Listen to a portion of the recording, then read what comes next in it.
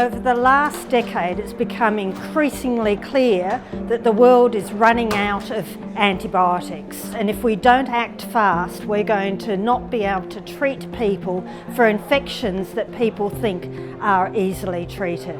So today is bringing together a whole lot of experts from across the country and from the rest of the world to really see what can we do to make sure that we're doing our part. It's a very important coming together of like-minded people that understand the challenges that are emerging in society at the moment with bacteria that are no longer susceptible to the kind of antibiotics that we would like to use against them. My particular infection would have been prevented by antibiotics. I just didn't get them at the right time. They tried to stop the infection, but unfortunately they couldn't.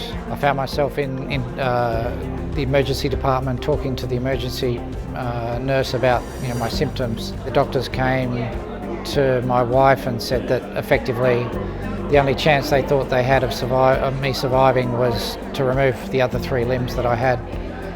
I don't want anyone else to have to go through that situation, or using antibiotics and they're not effective enough. So we really need to be stewards of those antibiotics that we do have.